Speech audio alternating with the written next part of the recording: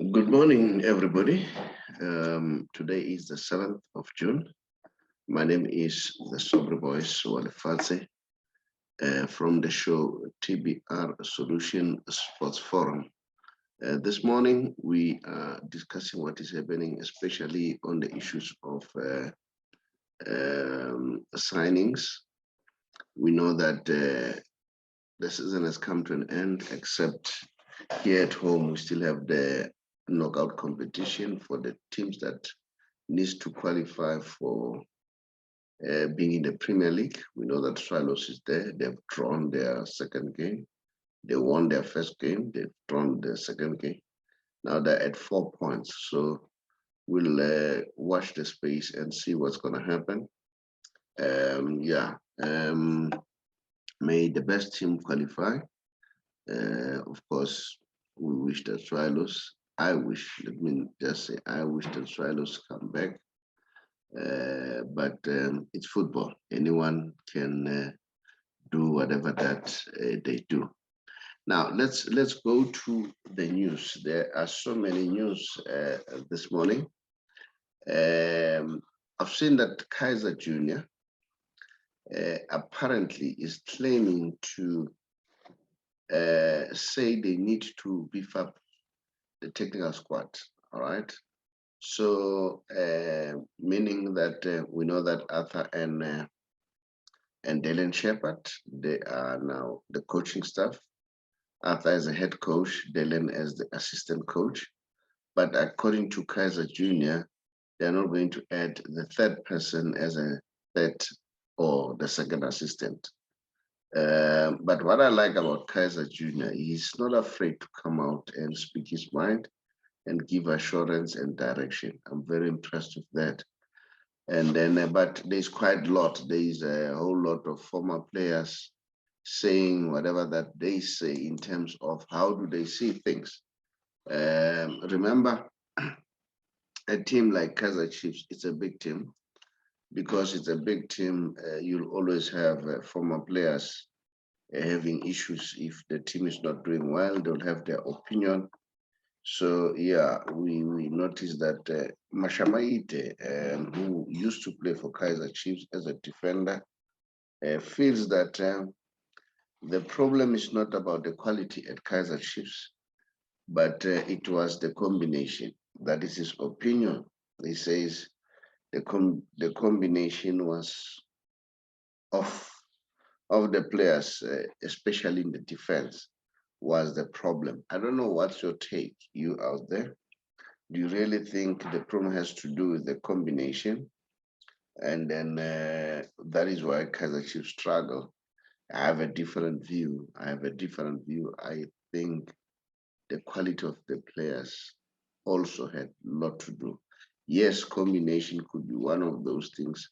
Moreover, that there was instability. There was Covenant, and then at some point, and then Stuart Baxter. Things have never settled. But I'm not a Chiefs fan. I must just confess that. But I'm hopeful. It looks like Kaizer Chiefs will do well this coming season. And then, that's Mashama Ite's belief. I don't know whether you still remember Kenny Nimak. He played for Mamelodi Sundowns, not only Mamelodi Sundowns, he also once played for Kaizer Chiefs. Kenny Nimak believes that Nokovic was not well used at Kaizer Chiefs. So again, I also want to hear your opinion as far as this is concerned. Because if you ask me, Kenny Nimak, not Kenny Nimak, Nokovic himself had his own problems because the man was injury prone. And then coming from the injuries, he has been struggling. So in terms of they didn't get the best out of him, I don't know about that one. But you also have had an opinion. Maybe you can tell us what's your take. Not only that, we see that Kaizer Chiefs have been chasing a Braga player by the name of Kodisan.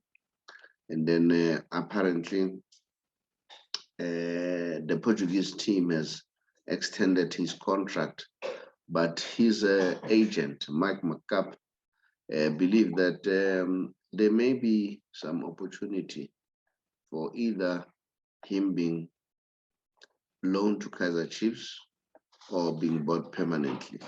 So we'll see what's going to happen. So maybe he'll be loaned back to Kaizer Chiefs, which looks like a better option and a possible option, because he's not playing at Braga. So as a result, I think the player wants to play. So why not? Why can't you come back and play for Kaizer Chiefs for time being? And then we also hear that Palacios, Augusto Palacio. I'm sure we all know Augusto Palacio. Augusto Palacio has been doing very, very well as a mentor in terms of young players and so on. He has his opinion that, when it comes to Chiefs and Pirates, big teams like that, players should be paid. They should be paid according to performance. He believes that these players were paid a lot of money, but they didn't match the payment that they're getting. He says it is not wrong to sign these players, but players' performance, should be equivalent to the money they are paid. The problem is when you buy these big names, particularly players, when they start earning this big money, some of players drop performance. Something needs to change in South African football. We need to introduce a performance-based contract. Good performance, better money. No performance, lesser money. Here are some of the players earning big money in top clubs, but they only play for money. No performance. That is something we need to correct. I don't know what's your take about this Nekovic's approach or his belief, but if you ask me as an individual, I think Palacio has a point. I'm one person who really believes that people should be paid according to performance. It doesn't help to say it doesn't help to say, look, we'll pay you a big money, but your performance doesn't match that. So for me, I strongly believe that when players they are paid well, they must also meet the performance. They must show the performance that they're being paid well. Mamelodi Sundowns is Mokoena opens up on new Kaizer Chief coach rivalry. Okay, so it looks like Mokoena sees himself rivaling Arthur Zwane. But he says he really respects him much. He respects Arthur Zwane so much, but open up about his rival with Kaizer Chiefs coach Arthur Zwane. As much as they were seen being sharing hug and so yeah, we'll see. So we will take it from there. So maybe those are some of the issues that we need to look at, and then and think about it. So I don't know what's your opinion as far as this is concerned. So those are the issues that I'm looking at, and then there are a number of things that we are looking at now. And then Orlando Pirates, they also are preparing. Everybody's preparing, and then we hear that some Swallows players could be bought soon. So I think that could be the downfall of Morocco Swallows. Yes, but what do you do when the players wants to leave? So sometimes the players wants to leave, and then as much as you want to keep them, but they want to leave. And remember, as players, your value increases once you continue to play. So yeah, we'll see what's going to happen. But you know what? This morning we don't have much to say. except that I'm going to move directly to the Messi special. And today we are not going to have the second show, the lunch hour show. This is the only show, and then that probably you can share this one and post it again a little bit later in the afternoon. Let me just share with you about Mudimo Abolo, so that you see what we are talking about. This week we saw that Estonia played Argentina, and then Portugal played Switzerland. Ronaldo scored 2 goals, which is good. All right. In fact, he scored 3. Unfortunately, the third one was disallowed. All right. And then Messi answered by scoring 5 goals. 5 goals. And then now I want to share with you the top goal scorer overall internationally. On top, no, but number 23. And then I'm sure you're aware that Messi has now surpassed Pele. He's now 2 goals ahead of Pele, according to IFFHS. At number 23, we have Franz Beckenbauer, the German great. Franz Beckenbauer, 23 goals. And then we also have at number 22, Hungarian Imre Solsa, okay, at number, and then we also have Hugo Chavez, the Mexican, 507. Yeah, so those are some of the goals that the guys scored. And then let's see again now. I'll tell you now. And let's see, number, okay, now we're at number 13. I don't think that's where we should go. What's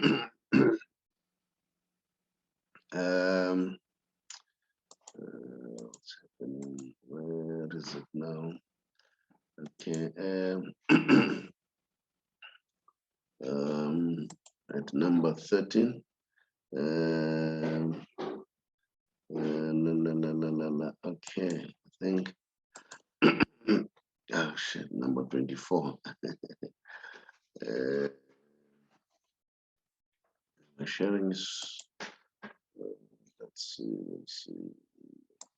I think it's this one. Yeah, at number 6, you have Joseph Bican, Australian and Czechoslovakian, 720. And then number 5, what's happening? Okay, and number 5, no man, I'm almost at number 1. Yeah. Let's see. Okay, number 20. Okay. Number 20 again. Okay. Yeah. So I'm trying to check who are the leading scorer. We know that number 1 is Cristiano Ronaldo, and then number 2 is Lionel Messi. Oh, okay. All right. The sharing is not the way I wanted. Okay, fine. Maybe this is it. At number 13, we have Zlatan Ibrahimovic, 560. 12, we've got Glenn Ferguson, Northern Ireland, 561. Robert Lewandowski at number 11 with 563. And Joe Bambrick, Northern Ireland. At number 10, Eusebia. I still remember the great Eusebia, 619.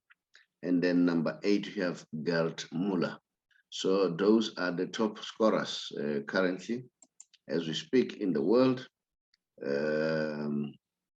But not forgetting that Cristiano Ronaldo is right on top. It's right on top of everybody. Well, there was number 20. I think that's the slide I should have done before the other one. Roberto Dinamite from Brazil. Luis Suarez at number 19 with 520 goals. Georgia Sarosi, Hungary, at number 18, and Alberto Di Stefano. Remember, this guy was so great. He's at number 17 with 530. And number 16, you have Suela, number 16. And then number 15 is Jimmy McGregory from Scotland, and Fernando Periote from Portugal at number 14. So yeah, so those are the news that are happening in terms, but we know that on top of that list, you have Messi and Cristiano Ronaldo right on top. So Cristiano Ronaldo is at number 1 with 813. This is incredible. Followed by Lionel Messi with 764. Pele is at number 3 with 662. And Romario, still remember Romario, the Brazilian great, at number 4, 755. And then Puskás, Hungary, and 729. Joseph Bianchen, Australian, at number 6. So Cristiano Ronaldo is doing quite well, but I will always remind you that he has played 144 more games than Messi. So those are the news in terms of this morning. And we don't have much news. And then I just want to hear your opinion. Thank you very much for listening. And then we really appreciate for you to continue to subscribe. And then, yeah, we're looking forward to get the news and give you the news. I thank you. Hi, everybody. My name is the Sobre Voice Wanifatse from the Big R, or TBR Solution. One of the companies owned by TBR Solution is the Big R Financial Services, an authorized financial service provider. I'm sure you have noticed that the past few months or so, we've seen a lot of deaths, and those deaths are attributed to mental illness. Mental illness can be caused by anything, can be caused by stress, depression, and stress and depression can be caused by a number of things: lack of finances, or financial problem, or social problem, or marital problem. So they cause all those problems.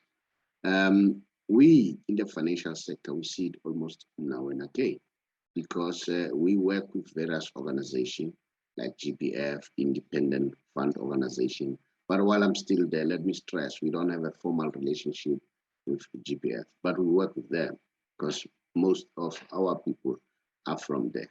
Now, working with those people, you know very well that people who are working for the government, they're expected to retire at the age of 60 and above, right? If you retire earlier than that, then you are being penalized by GPF. And sometimes people say, no, I need money. So what do? They resign. They say, no, let the money go to my bank account. Once you do that, you are tax heavy. So you need to bear that in mind, okay? But now, let's say for argument's sake, you are 55 as we speak and above, and you are contemplating of either resigning or going on pension in the next 3 months or so. Just drop us a WhatsApp so that we help you to expedite for your payment.